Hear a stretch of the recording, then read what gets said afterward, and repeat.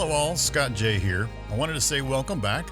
This is part 2 of the episode focused on the question, what is the Ekklesia? We'll finish up today with this episode, helping to better understand what Jesus had in mind and ultimately how it is not the same as what we call church. So thanks again for listening in. This is episode 8, part 2. Ekklesia, just look at the word itself. It's actually a phrase, just like Kyrie Doma was. It's made of 2 different parts. There's the first part, which is ek, which means out of or out to, and the kaleo part, the Ekklesia part, means to call. So it literally means to call out of or call out to. And Chris and I were kind of talking about this a little bit, and you can ask your questions here in a second, because I think it will seriously help. Okay. That there are really kind of 2 forms to this in like the modern day Jesus time of living for Jews, not just Jews, but for the Greek speaking world, which was a big world because the Romans had an empire. Mm-hmm. They conquered a lot of land and a lot of people. And so, Jesus's, people, the Jewish people, they were Hebrew. They spoke Hebrew, wrote in Hebrew. But by the time Jesus's generation comes around, not very many people are actually reading Hebrew a lot, unless it's specific things that they would say, like the Shemag. They would repeat the Shemag in Hebrew. Of course you would. You wouldn't repeat the Shemag in Greek, no, or Aramaic. No, it's a Hebrew deal, and it's so you would say that and say other things. But really being able to like speak it daily or read it daily, it kind of got blended in because they also spoke Aramaic. And they also spoke Greek because they were a part of the Roman Empire. Mm-hmm. And so in their world, Ekklesia would have meant like 2 very different definitions. And one would be a real generic form, meaning just a general gathering of people. And they would like talk about how that would come about primarily with people trying to like set out decrees or something like that. Like when we read in Luke how there was a decree made by Caesar that there needed to be a census, right? Mm-hmm. Well, how would that get out? They didn't have the internet. They didn't have newspapers. They didn't drop leaflets from a plane and whatever. That literally would have to go from man to man to man to man, all the way down until like a small little village. And it'd be like a town crier mentality where they would say, come out and hear the good news. And those people coming out to gather to receive the good news would be a very generic form of Ekklesia. That's not what Jesus is talking about. Okay. He's not talking about that. Even though, okay, it fits, mm-hmm. But it's not really what Jesus is talking about.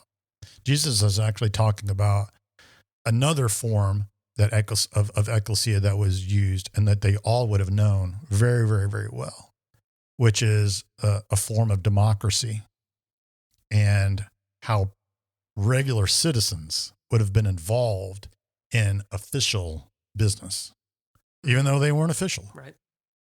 They weren't hired. They weren't appointed. They weren't voted on. They had no status. They had no title. They were just allowed to come in and help with official business of the government. And it's a very, very early form of democracy, like we would know very well in our country. Chris, what were your questions? Well, I think it was that. It was because I think when you look at the word Ekklesia, if you do your own homework, right, you'll see this like Google search definition of like, it's people coming together, almost your first definition, right? Mm-hmm. I think I was asking the question of like, what, so like what, I guess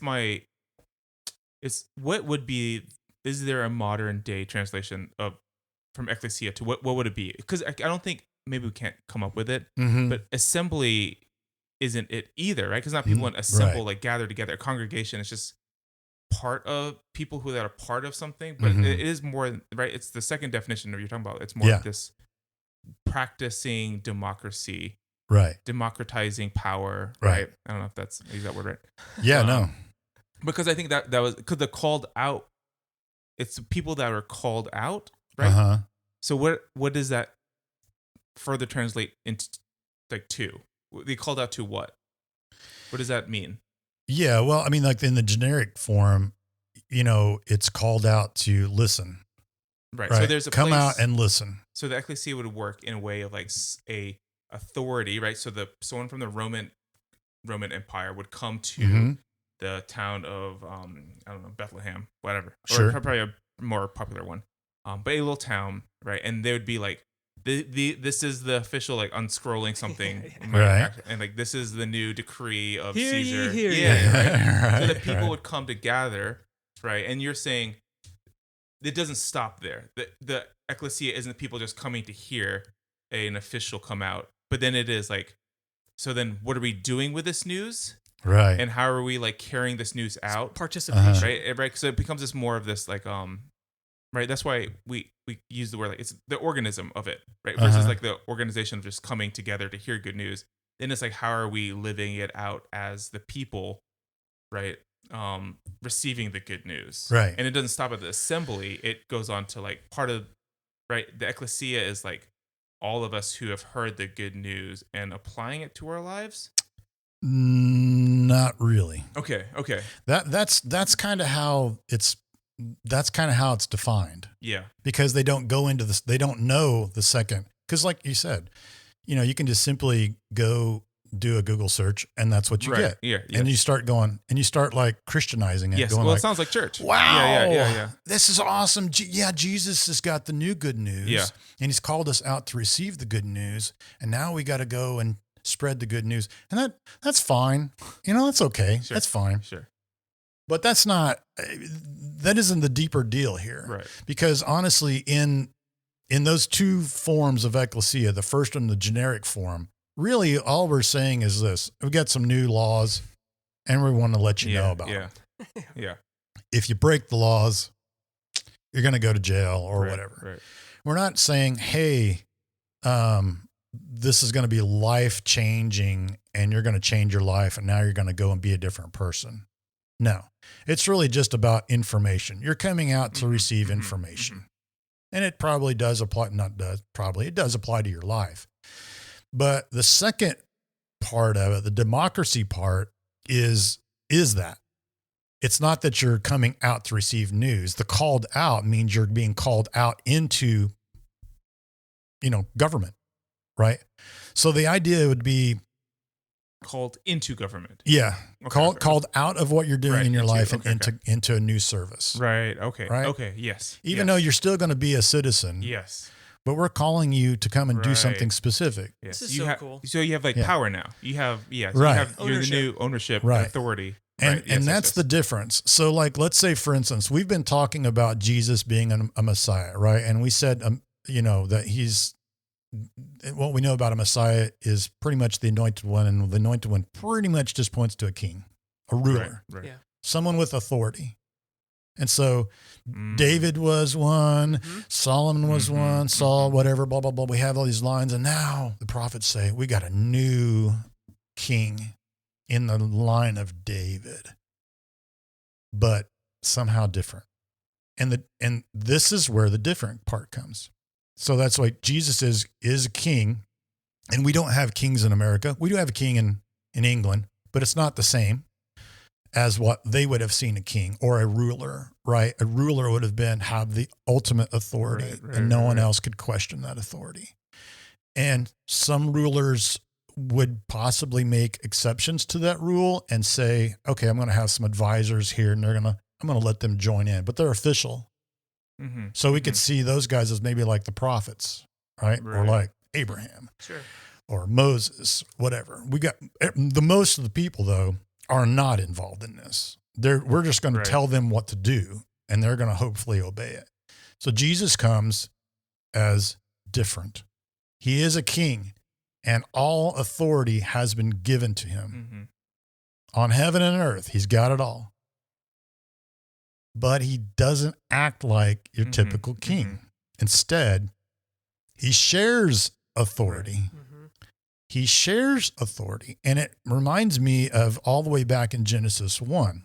This is why we say this is like an incredible story, because it's one storyline through the whole thing. It's insane.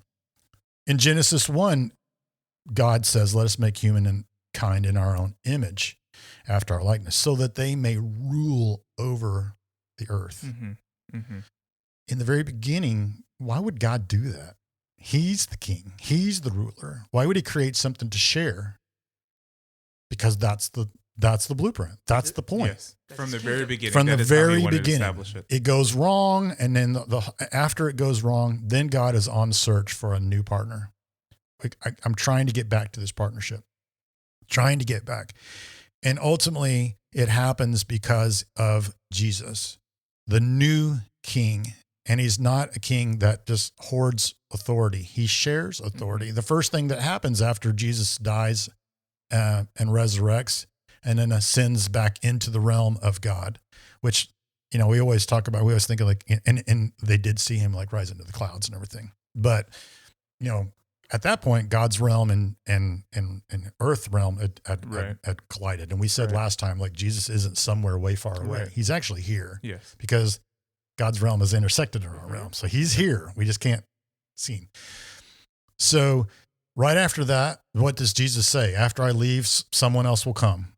Yeah. The helper, the Spirit of God, the actual Spirit of God. The Spirit of God comes on to the apostles, and what happens? Immediately they have power. Right. They have authority. God shares his authority through Jesus. Right. That's the way it's meant to be.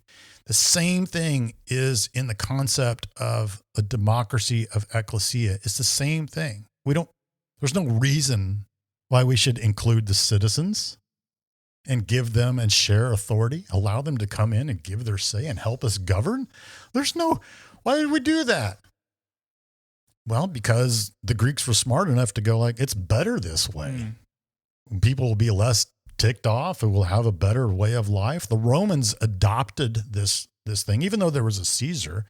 They also had a Senate. Mm-hmm. And they also had democracy. They had an Ekklesia type of democracy as well. So Jesus is not saying, I'm going to establish a gathering of people that's going to hear some news. Right. And maybe, it changes and alters their life. Yeah. Even though that is true, that's not the meaning. The meaning is that Jesus says, I will establish my kingdom with shared democracy, a shared rule. Right.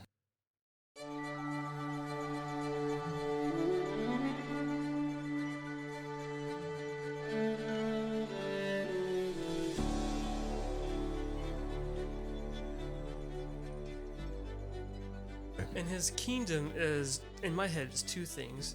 It's what God set up in Genesis 1, the Garden of Eden, but it's also heaven on earth. And I was reading something last week, and somebody basically asked, like, will we have any responsibilities in heaven?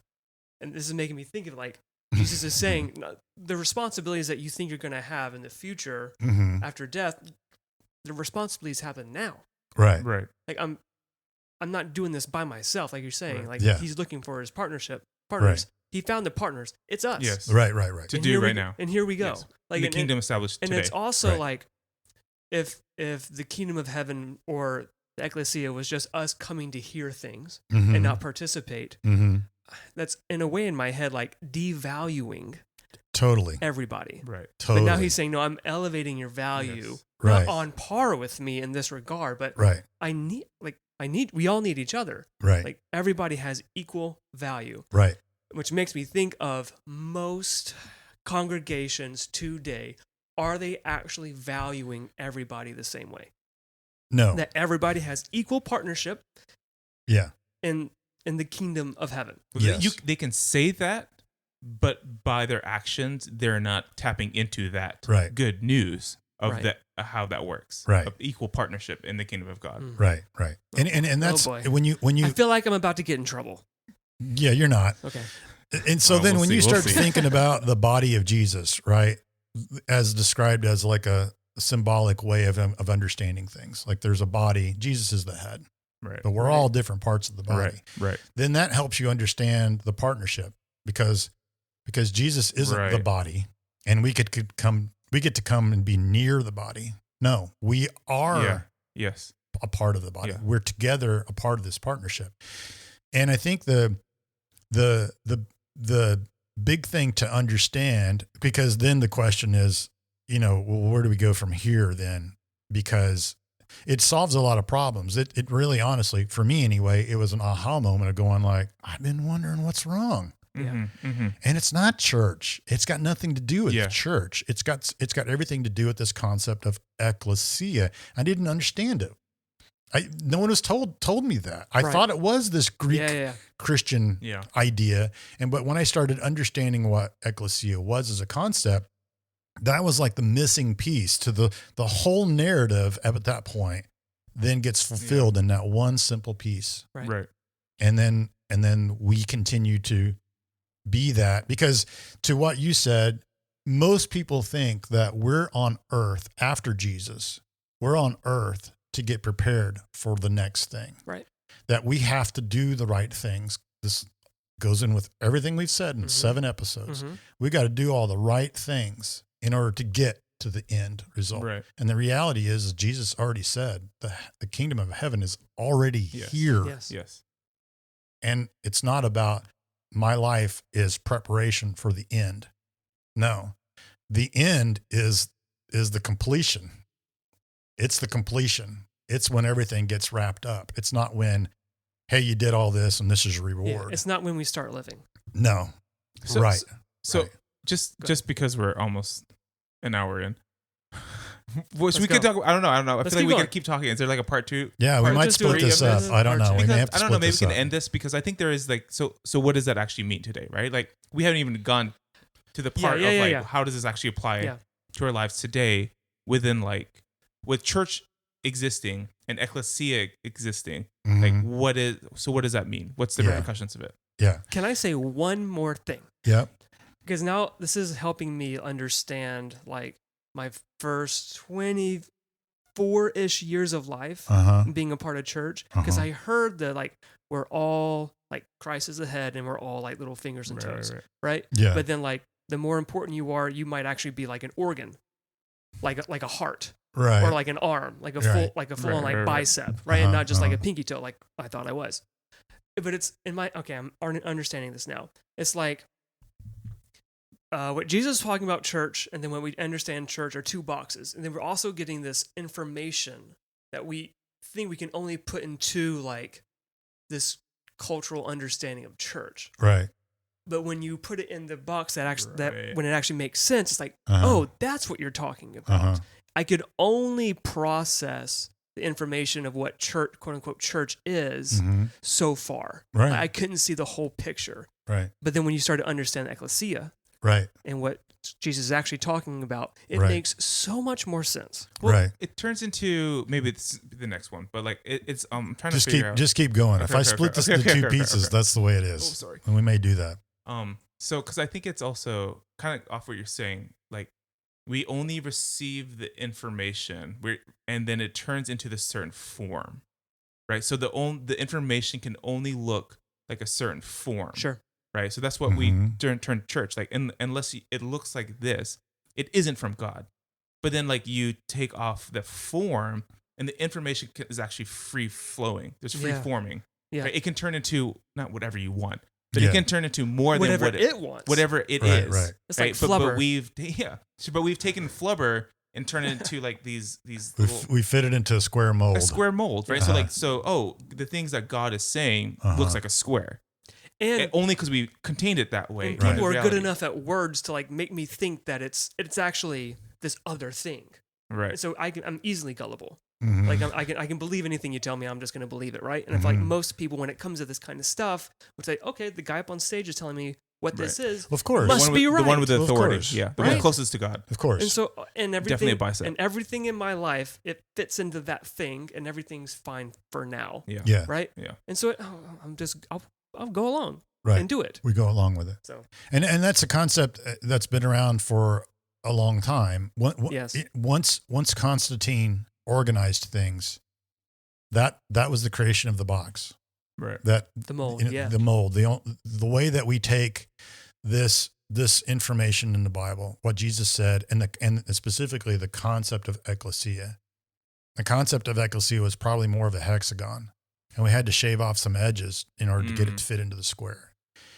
I always think of it like this. It's like if Jesus came today and he said, upon this rock, I will build my double-decker bus. Okay. For tours. I will build it. I will build it. You watch, I'll do it. And so he says that. And then 2,000 years later, where there are no buses, there is no concept of transportation because it's been completely altered. Yeah. There are no wheels anymore. Okay? Mm-hmm. No wheels. A world with no wheels. Yes, because I love it. Maybe we have Friction portals. heavy. Yeah. Maybe we don't need Sure. vehicles anymore. Okay. We have a different way of transportation. So then we try to take that concept and we fit it into a modern box. Right. And we don't understand what that originally was and what that was originally for because we don't have that anymore. Yeah. Even though we actually do have it. Our country lives on it, for crying out loud. And when we do start to like study it, it mainly for us in America and for a lot of other people in the world, but mainly for us in America, it becomes an incredible aha moment because we live by democracy in this country. Mm-hmm. Every fabric, every thread of our country is woven into the concept of democracy, of shared, the idea of shared authority. Even though the president has what we might think as like the ultra authority, he doesn't. Right. He can be voted out in 4 years. He can be gone. Right. He can be impeached.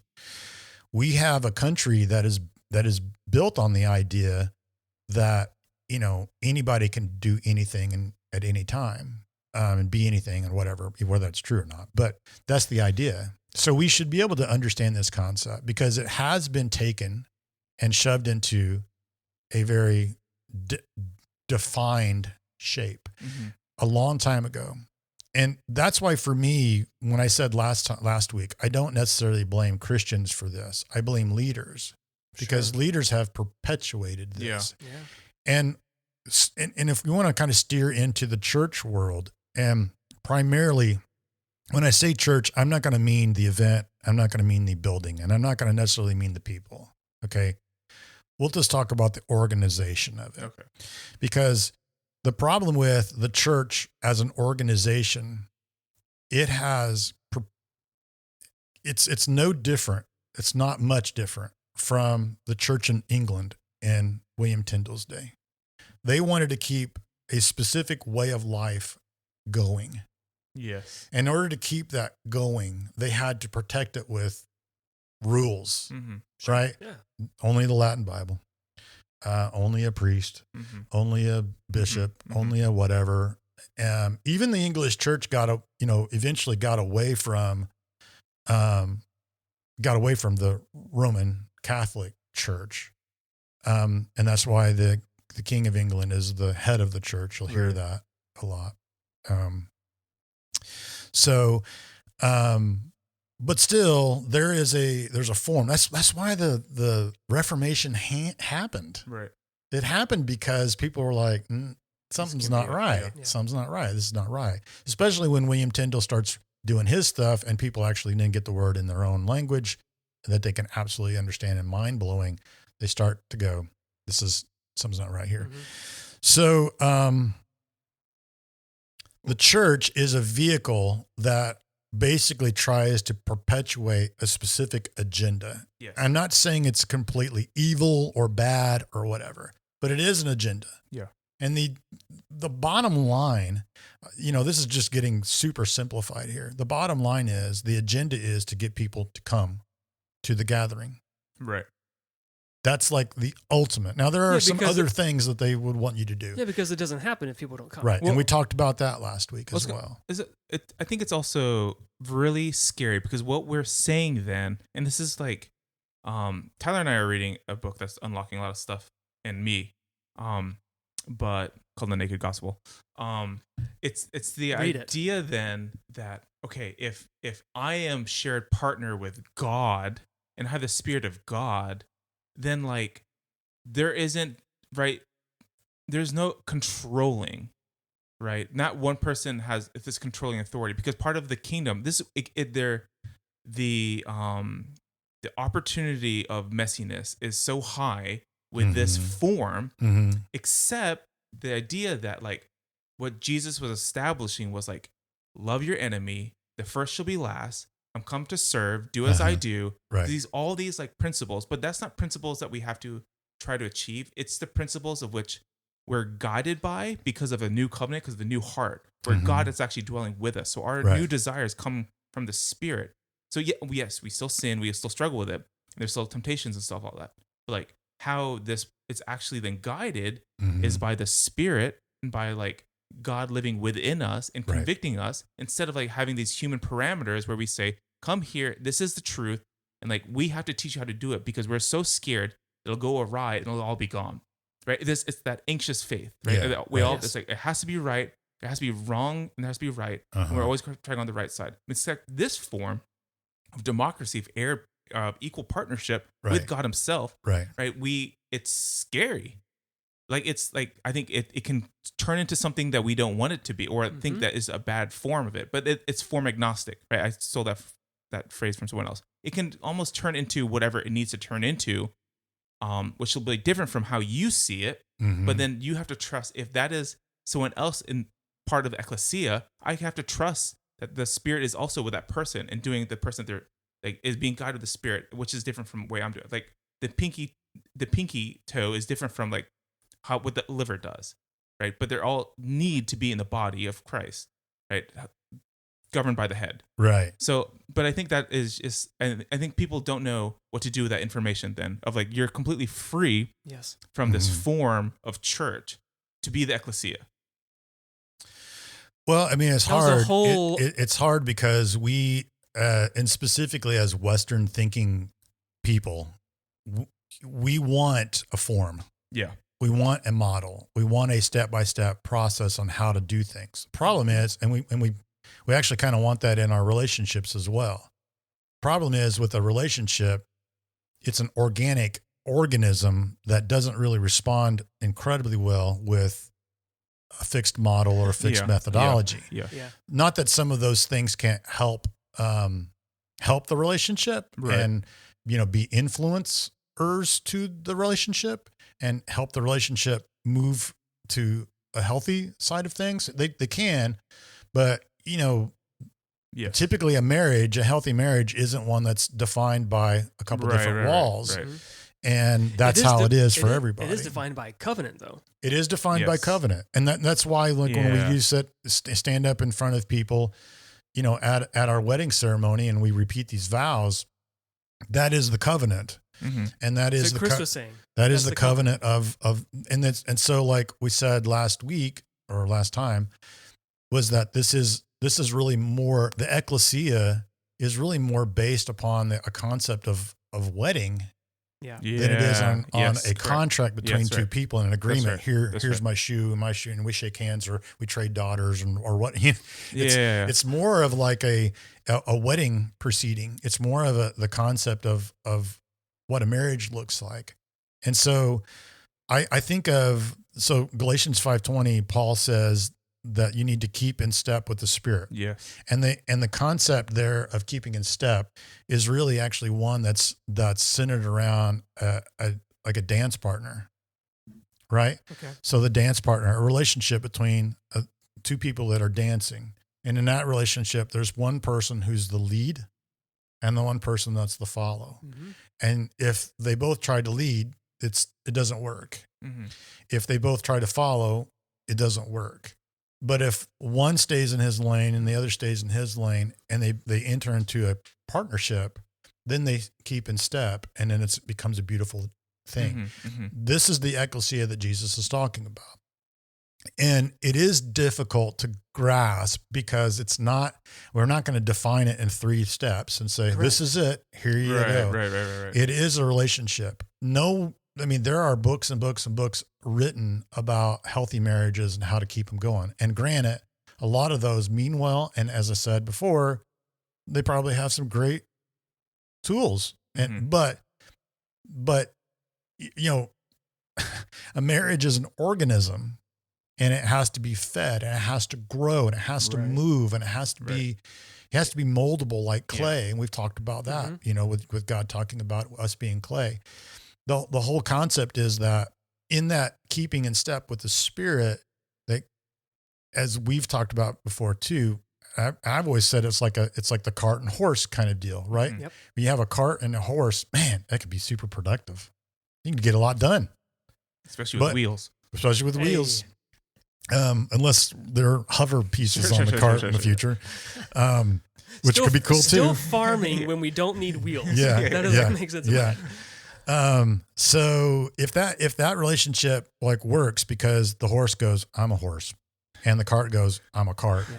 And then it works great. It's when we start kind of switching things up, or when we try to like make it into a mechanism, that's when eventually it will break down, and eventually one or two of the pieces of the puzzle start going, something's not right about this. This isn't working. And that's kind of where we're at. Yeah. Because the church was created to simplify things. It was created to do exactly what we're saying. Mm-hmm. It was created to be a model saying, listen, we're going to make it real easy. No more persecution. You don't have to worry about being in trouble. You don't have to worry about being caught. You don't have to worry about getting stoned, or being caught on fire or dragged out in the street and beaten to death. You're not going to be killed. That's barbaric. Here's what we're going to do. We're going to make things real easy. Here's a building. You can come. It's free. Right. No one's going to hurt you. You can come and you can gather in here. Matter of fact, you can fit more people in here than you could in your house or in a cave or wherever I don't know. And then all of a sudden here, and also we're going to take care of all the pieces to that, right? The money piece, you don't have to worry about, how it gets funded. I mean, eventually you will, but not at first. And, we got official people that are going to take care of officiating things. You just sit back and relax. We got this. Well, and that's where it started. Think, right, but not right. But I think parts of that was really good, right? Because it used to be the town center, right? Wherever the church was, like civilization kind of thrived around it because it was there. Like, come if you need a need, come here, we'll help. Because there was people in place to help you out if you need, or like if you need family, friends, whatever, right? All that stuff is like around the church and the church building. But then like knowledge and stuff like schools and hospitals started around church building. So that stuff isn't in itself bad, right? But so you're saying, right? So, but then like it turned into whatever it turned into because then people forgot the idea of like, I have partnership with God. And I think this is something too, this may go another direction, but I think people forget that like to have partnership with God, God doesn't dwell amongst sinful things, right? Broken things. So I think people then forget also the idea that God is fully pleased with us because of what Jesus did on the cross. So I think there's part of going to church was like, I don't feel like I'm a good Christian. I don't feel like I'm close to God. So I'm going to the house of God to be filled up again. Right. But then part of the Ekklesia was, no, I am choosing to be with you because I've fully redeemed you, where I redeemed you in this kingdom side of heaven. And now that, and that like, so you don't need to do more sacrifices. You don't need to be clean again because I already cleaned you. So now believe that's true and believe that I am in step with you in this dance partnership, right? I think people forget that, no, I actually have this full access to God and he's well pleased in who I am without doing anything. Therefore, I don't need to like feel like I need to get cleaned again or my sins be forgiven. And because I think people forget that still. Like, that's why they go to these church services. Right. Or they volunteer to do church things because they want to be clean before the eyes of God. And like part of the Ekklesia, that part of the deal was like, no, you are. Now like whatever God's calling you to do, go do it. That's good. Yeah. Yeah, I think honestly, that's just one of the things. Yeah. There's so many. That's other just things. one of the things that church did. Yeah. And I'm not, and I've said it before. Like I think Constantine had all like really good intentions. I think ultimately, and I don't know Constantine. I don't know anybody that's related to Constantine, but what I choose to believe is that, and one thing I know is that Constantine's family were all deeply rooted in sympathy for Christianity. And he definitely knew that it was barbaric to do this. He was a smart guy. He really brought people together.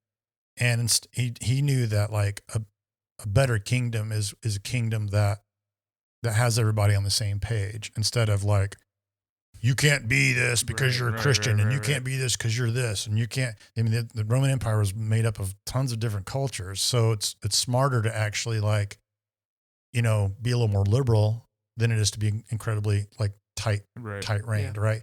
And so, at the very least, Constantine thought that this is barbaric. We're not going to do this. I'm going to give him a nice, safe place. It's going to be right down in the middle of everything. Everybody's going to see it. It's going to have the steeples so high that everybody in the world can see that things have changed under Constantine's rule.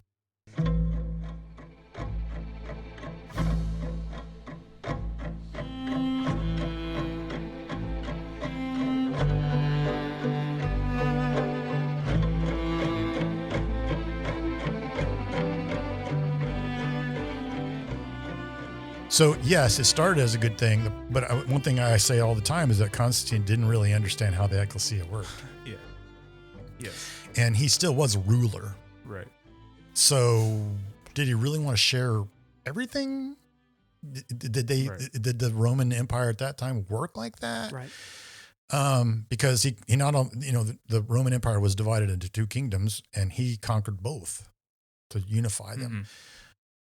So I say all that to say that yes, the model of church is not bad, unless we replace it with replace Ekklesia with it. Then it's bad. Yes, because restricted. They're not the same thing. Yes. Yeah. We've said this a lot in our conversations, that church, being a man-made entity, really was designed as a resource, and should have been designed as a resource for the Ekklesia. Yeah. Not it is the Ekklesia. Mm-hmm. But in that thread of thinking, lots of things could be a resource for the Ekklesia. Because if we continue to believe that God only works and is most powerful when his people come together, if we continue to think that, then we're going to be dissatisfied eventually with church as it is, with house church, with micro church, and whatever form of church you want to swap Ekklesia out for. Mm-hmm. Because at that point, what we're still saying is that the gathering is the most important piece, because that's where God shows up. And the reality is, no. The Ekklesia is the body, but the body doesn't necessarily have to be in the same proximity for it to function. Mm-hmm. It didn't for a long time. For 300 years, it did not. Mm-hmm. It was all over the place. Why? Because it just exploded, because the Spirit led, and these people kept in step with the Spirit. And if it led to Egypt, we're going to Egypt. Mm-hmm. If it led to, Turkey, we're going to Turkey. If it led to Ethiopia, we're going to Ethiopia. That's the way it was, because these people, they were unified. They were in partnership with Jesus, and mainly because they had, as we've joked before, not only were they the president of the Hair Club for Men, they were customers. Mm-hmm, mm-hmm. They drank the stuff, they were like, God redeemed me. And now I understand that a part of that redemption is a big part of that redemption is being his partner, mm-hmm. and going with him on his mission. It's almost, no matter what that looks like. It's like, what do they call, like MLMs, like a multi-level marketing tool, whatever it is. Yeah. How like people, you're just trying to recruit people to recruit people to recruit people. This time it actually works. It's not a scam. Are you guys following? My logic? Yeah. Without scaring people. Without scaring people, and without ulterior motives. Yeah. Because with a multi-marketing deal, like the pyramid scheme, as they say, is like, the more people I get underneath me, the more money I make. That's right. Or the better I become. But the bottom line is not more money. Yeah. Yes. They were really, more than anything, they were just completely compelled. Right. Yeah. They were completely inspired. Yeah. Like, I can't not do this. Right. And I don't care if someone threatens my life. Mm-hmm. Sorry. It definitely was a movement of love versus like a movement of like, I got to get people saved. Our job is to go and save Right, people. right. That's the phrase Yes. today. This is how we We need to get out Christianize the there and world. save people. Yeah. God does the saving, Yeah. not you. You're just a partner in that. Right. And you're part of the vehicle that's going to happen through. And so I think if we start to look at things like this, what does the Ekklesia do? The Ekklesia's first and foremost job is to be a part of the body, to partner Mhm. and play its role, and understand like what Paul says of keeping in step with the Spirit, that this is the dance. And it isn't defined by, oh, well, you have to have a roof and a wall and a door. Right. There it is. No, I mean, I can tell you that, I mean, obviously in my life, it's weird because the first, 10 years of my life, 12 years of my life, I'm in full-time ministry. And then another 13 years of my life, I'm not. You're talking about adult life. Yeah. Oh, okay. Yeah. You weren't born and you were in Yeah, ministry. right. Yeah. No, I'm that old, unfortunately. So, keeping in step with the Spirit means that you're the cart and you go where the horse goes, and you gladly do that. Mhm. And it is not defined by a building. It is not the working of the Holy Spirit. What God's doing, what Jesus is doing here in this world cannot be defined by a building, can't be defined by a model. It can't be defined by the attendance of that. It can't be defined by those three things that we say that church actually is. Church is an event, and it is a building, and it is an institution, and that's fine. Mhm. But it can't be the people. The people come to be a part of it, and the people come to gain resources from it because they're the Ekklesia. That's the partnership. Mhm. But the Ekklesia is not go and let somebody else tell you how this is going to do. There is no mediary between you Right. and the Holy Spirit. Jesus was the mediator between us and God, but now as the Spirit leads us, there is no such thing as a priest that comes in and Right. helps us. We're the priests. Correct. So, I'm not, so again, yes, the model of church is fine. If that's what you want to go do, cool. But if you don't want to go and do that, you should not feel shame Right. that, Yeah. cause that's where forgiveness is. I'm not part of there. I'm not Right, part of right, forgiveness. No, that's that, as you said, Tyler, that all happens in the relationship between you and God. That's what Jesus came to do. If we say that that's not true, and forgiveness is actually found over here in the temple model, Mhm. then we basically are denying Jesus was the Son of God. Correct. We're Yes. denying that he's the capital M Messiah, Correct. and that he just died. Yeah. Big deal. Good guy. Yeah. Said some cool things. Was really inspirational character, but he's dead. And that means we don't believe then in what he came to do. We don't really truly believe in his concept of Ekklesia. And so what does Ekklesia do?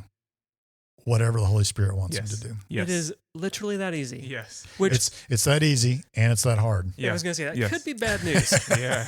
Because what does that actually mean? But I think it really means, okay, and how I take this is, in my head, if I have been elevated to the right hand of God because of Jesus, there is no such thing as failure or success. It's just me walking along with God. And I'm Mhm. going to mess up, Yeah. right? But I have no fear to get it right anymore. That's not my job, is to get it right. Mhm. God's already done that work. Mhm. Yeah. And so now I just get to try. I have the privilege and the freedom to try to follow him. And I would And that's say it, this. but like there's so much unknown and Yes. uncertainty Yeah. and risk. Right. And inside of the gospel, that's still not bad news No. because I'm still safe. Right. Mhm. I would say this, that there actually is failure, but that's part of it. You don't get to, I mean, like you don't Failure that like demotes me. Yeah. is Like, not- like, yeah, it's like, not real. like how do you grow if you don't Right, right. fail? Sure.